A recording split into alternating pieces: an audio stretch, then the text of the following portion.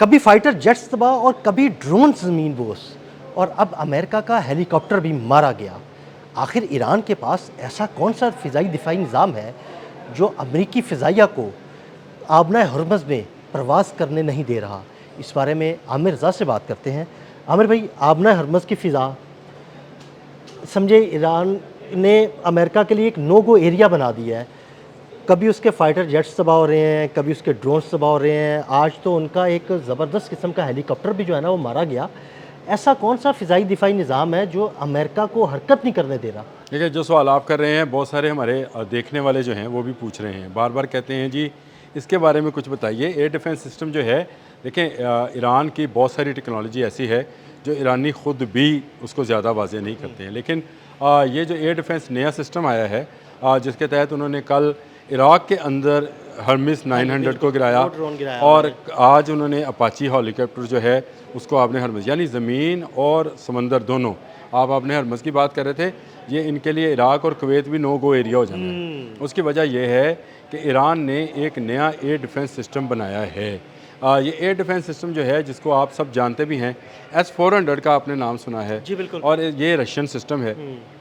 इसकी कुछ चीज़ें ली गई हैं, और उसके बाद HQ-9 जो है चाइना का एयर डिफेंस सिस्टम, इसका एक मिक्सचर बनाया गया है जिसको लोकली तैयार किया गया है। दो किस्म की टेक्नोलॉजी जो है ना उनको मिक्स करके एक लोकली चीज़ जो है ना, या लोकली प्रोडक्ट बनाई गई है। दो किस्म की टेक्नोलॉजी से चीज़ें लेकर एक नई चीज़ को ईजाद किया गया है, एक नई आप इसको ईजाद ही कहेंगे।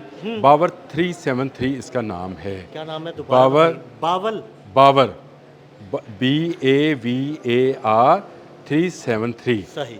ये इसका नाम है जी इस सिस्टम का।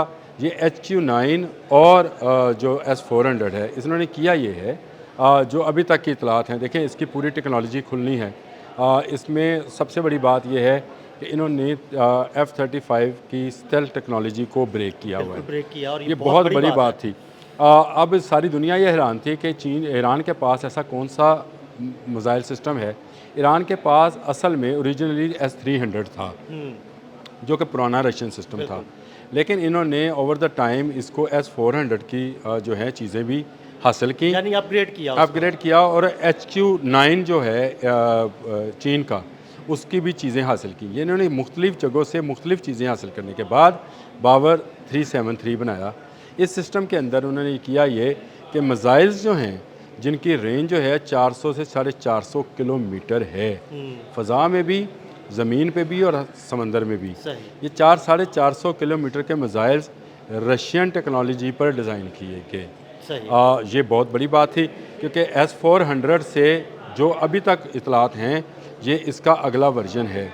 वो रशिया इसको मान नहीं रहा। मैंने कल भी आपसे कहा था कि मैं हंसता रहा हूँ कि पुतिन ने कहा कि मैं असला नहीं दे रहा। बिल्कुल ठीक कहा उसने, लेकिन S-300 के पुर्ज़ाजात की शेप में जो चीज़ें पहुँची, और आपको याद होगा 8 जहाज़ चीन से जो हमने बिल्कुल, इस पे हमने वीलॉग भी किया था कि वो कार्गो जहाज़ है, मिलिट्री कार्गो जहाज़ है, जो ईरान में उतरे थे, तेहरान में उतरे, और उसको कितनी जल्दी संभले। इन्होंने किया ये कि मिसाइल सिस्टम जो है ये S-400 का अगला वर्जन बनाया, यानी ख़ुद से इन्होंने इसको डिज़ाइन कर लिया, और उसके बाद इन्होंने जितना उसके अंदर रडार सिस्टम था, इलेक्ट्रॉनिक वारफेयर था, और स्टेल्थ टेक्नोलॉजी को ब्रेक करने वाला जो इंफ्रारेड सिस्टम है, उस सिस्टम जो है HQ-9 का हासिल किया हुआ है। सही। उसको मिलाकर इन्होंने ये बावर 373 जो है इसको क्रिएट कर लिया है, और अब इसको उन्होंने पहली मरतबा इसराइल के ख़िलाफ़ ये जो 2 दिन की जंग ही कहेंगे उसको, ये जो 2 दिन की जंग है उसमें उसका इस्तेमाल करके दिखा दिया।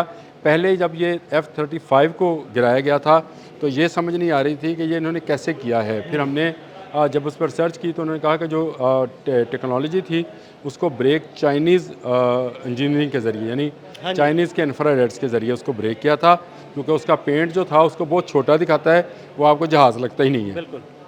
उसको जब ब्रेक किया तो वो पूरा जहाज़ जो है रडार में आया, और रडार में आते ही जब उसका निशाना बंदा तो उसको चला दिया गया, रडार में आते ही मारा गया।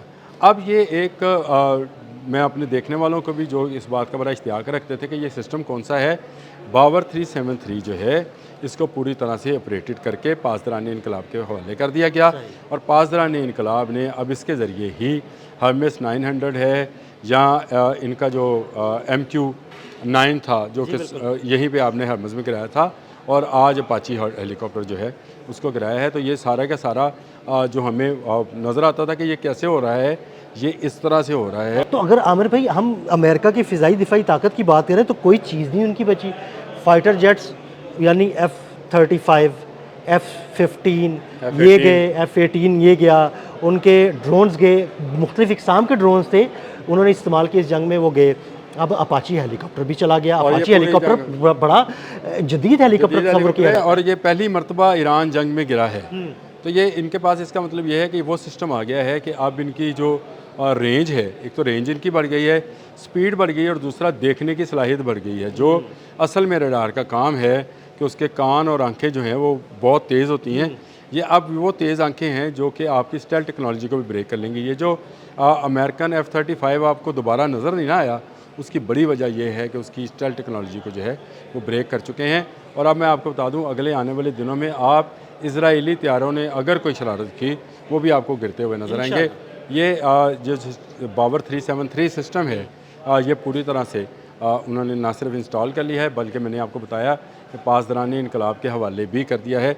ये दो सिस्टम का मिलाप है जिसमें तीसरी टेक्नोलॉजी ईरान की अपनी है, यानी उसने उसमें अपनी डेवलपमेंट भी की है। और मिसाइल टेक्नोलॉजी के अंदर ईरान को पहले से जो बाकी ममालिक से सबकत है वो शुमाली कोरिया की वजह से है। ये आपको भी पता है कि उसके बैलिस्टिक मिसाइल्स की टेक्नोलॉजी जो है थ्रू शुमाली कोरिया आई हुई है। तो मेरा अपना ज़ाती ख्याल है कि इसमें भी शुमाली कोरिया ने इनकी मदद की है, क्योंकि HQ-9 चीन के अलावा अगर किसी के पास है तो वो शुमाली कोरिया है।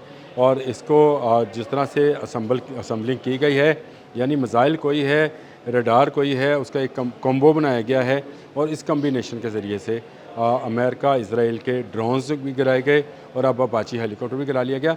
ये एक बड़ा एयर डिफेंस सिस्टम जो है, मैं ये समझता हूँ मैं खुद ये तस्वर करता हूँ कि देखिए, अगर दो मुख्तलिफ टेक्नोलॉजीज़ हैं उनको मर्ज किया गया, मर्ज करके एक फ़िज़ाई दिफाई निज़ाम बनाया गया, तो ये ईरान की तो बहुत बड़ी कामयाबी है। देखिए, ईरान की कामयाबी बिल्कुल 100% है, और मुझे इस पर भी कोई कहने में बैद नहीं है कि इसमें बैरूनी मदद भी उन शामिल रही होगी। देखें, रशियन मिसाइल्स हैं, उनको जब रीशेप किया गया होगा तो रशियन की साइंटिस्ट जो हैं साइंटिस्ट होंगे उनके साथ। और इसी तरह से अगर इलेक्ट्रॉनिक वारफेयर में कुछ चीज़ें चीन से हासिल की गई हैं, तो जो चीनी इलेक्ट्रॉनिक वारफेयर के माहिर हैं उनसे भी मदद ली गई होगी।